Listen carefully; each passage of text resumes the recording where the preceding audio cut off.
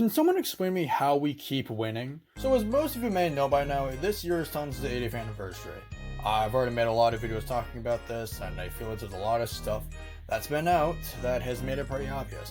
But what a lot of people aren't talking about right now is that it's also Mattel's 80th anniversary. And because of both occasions, they decided to create this absolute masterpiece that I'm holding in my hands. So a little bit ago, and by a little bit I mean a couple hours ago on the day I'm recording this, I went to my local Walmart to see if I could try hunting down some of the new merchandise. Unfortunately, they barely had any of it. However, what they did have was the new Metal Collection Ruby Thomas. And sure, it isn't the regular one, but honestly, I could really care less because first of all, I finally found the new merchandise, and second of all, the Ruby livery on this thing looks great, man. Like, even the freight cards, which to some degree look a bit cartoony and a bit out of place with the more realistic style of engines they're going for, honestly, they still work pretty well for the model. The packaging review this is going to be a little bit short, as after this I'm going to try my best to cut this out as much as possible so that I don't damage the box, so there's probably going to be a big jump cut after this. But for the time being, looking at the box itself, every single one of Mattel's new merchandise is styled like this too, but man, it looks so great with this. No, you have the Mattel 80th logo, you have the Metal Collection label on there, which is pretty surprising they actually put that on there, but at the same time I guess it makes some sort of sense, like they're advertising the new merchandise, so might as well advertise it on there too. And also, well, it is a Metal Collection Thomas, so it's kind of a given at this point.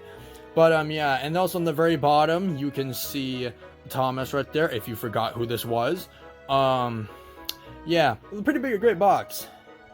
If only they would actually put stuff on the back of this. Like, why can the motorized stuff get a whole checklist showing all the items you can get? But for this, it's like, nah, you just get loads of copyright information and the Thomas logo, I guess. Like, really? Like, it kind of sucks too, because some of the packaging, some of these models is great. Like, you have, for one thing, this item, and also the new Railway Series Thomas, which is for some reason selling for upwards of $500 to $2,000 online. The scalpers are getting worse, man, I'm telling you. But, yeah, anyways, I'm gonna try getting this thing out of the package, so I'll see y'all in, to be honest, I don't know how long this is going to take, but, whenever, okay? Jump. One eternity later. Alright, I'm back, and the box has, in fact, been preserved, except for maybe, like, a few etch marks, but it's kind of hard to see. There's like a little bit right there, but regardless, most of the box has been saved. That's great. Now to the main attraction, this little fella right here. Oh my gosh. Okay, first let's take a look at the Thomas. Just wow, man. Okay, these things definitely do feel pretty heavy. I mean, it is made of metal after all, but compared to like most of all the other merchandise we've gotten over the past few years, these actually feel genuine. They feel like they made of metal. They feel like there was care put into these. And just looking at this model, I think it like fully shows. Like the paint job on these, first of all, is fantastic. Like look at all the... There doesn't seem to be any rivets on this, which is pretty surprising, honestly, considering that a lot of the new merchandise they're coming out with does have the rivets. You know, even the minis had it, so, you know. But honestly, I'm fine with them not having it. Honestly, I think it looks better without it, honestly. But I can understand the rivets appeal, so... Yeah.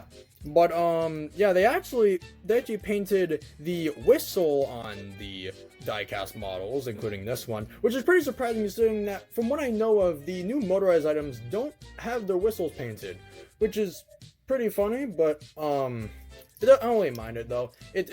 Regardless, it does add more to it, but it doesn't need it for it to be good, and, yeah, with it, though, it looks incredibly good. Now, getting into the main changes that this model has from its original model, which, like I said, I do not have yet. The little metallic livery on this looks great. I like how it's only specifically with the side rods and the running board. It definitely makes all those places stand out. Yeah, and also the whistle too, by the way. So, yeah, it definitely does shine pretty well on this model. Quite a bit. And if anything, you could probably just use this as a regular Thomas. Though I'm probably still going to get a regular one anyways. But yeah, he has an open cab, of course, which I'm surprised it took him this long to finally do that. You know, especially after all the smushed cabs you got with the Adventures and push-along lines. Gosh, most of those kind of suck. Okay, the Adventures line wasn't terrible, but you get what I mean with the whole squash cat thing. But yeah, this one's actually open, which is the first time we've seen this since Take and Play back in 2014. We've had to wait over 10 years to finally get a model where they actually decide to have the cab open. So that's pretty nice. Yeah, I love the expression on these though, especially the diecast model. Like, I love that little like smirkish expression he has. It's literally perfect for his character. So yeah, he looks very nice. Now the coupling is just the regular push-on coupling they've been using for the past few years, but surprisingly it actually works really well for these models. They kind of made it look a little bit darker and less toy-like, and it kind of blends in with the rest of the model too, so that's pretty great. But yeah. Also, the wheels on these, which I thought these were reused, but I've recently found out that these are actually remodeled from the regular push-along ones from All Engines Go, so that's pretty interesting. But regardless, it looks really great with the model itself, so yeah. But yeah, other than that, though, I don't have much else to say about him, but anyways, yeah, I don't know what else to say about him, but yeah, he looks fantastic. Now, for the other part of it, which isn't as interesting, but it's still worth a pretty notable mentioning, the two freight cars we have here, or mine carts, I guess. I'm not sure why I called them freight cars in the first clip, but whatever. Yeah, these look very nice. Definitely, for sure. The red wheels are kind of jarring, but at the same time, it makes sense. It's Mattel's 50th anniversary. They kind of had to add that red aspect into this, which is pretty understandable. I like the little crystal loads they have in here, which are pretty cool. I really wish you could take them out, because when I first took this out of the box, I legitimately thought you could, but if you try to, yeah, those ain't coming out. So, yeah, but regardless, these look very, very nice. And I definitely do hope they do make more rolling stock for the range, as the only ones we have are the Andy and Clairbo, which are literally reused from the regular push-along and Adventures ones, and with the most respect possible, they kind of suck. So, hey, at least we got more rolling stock that actually looks half decent. So, yeah. But yeah, though, I think that's really all there is to say. Mattel is possibly on the greatest comeback I have seen in forever. Like, we've gone 10 years of having possibly some of the worst Thomas merchandise we've ever seen. You had Trackmaster Revolution, we had the Adventures line, which was kind of subpar, and then we had the Push-Along range, which was absolutely horrible, and then that came into the Metal Collection with the All Engines Go variants, which, while I'm not the biggest fan of All Engines Go, I will admit they do look very accurate, and now we've evolved to this little guy right here. So, we've come quite a long way, honestly, from what we've had over this past bit of time. So, even if not all the new merchandise is perfect, honestly, I think this is some really great merchandise.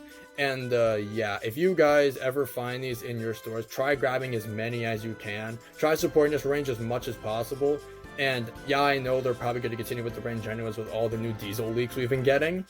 But honestly, just try supporting this range as much as possible, and let's see if we could potentially keep this line going for as long as we can. Hey guys, sorry to interrupt for the little editor's note. So, turns out that the chrome paint, specifically on the minecarts, contains chrome paint, and it comes off very, very easily.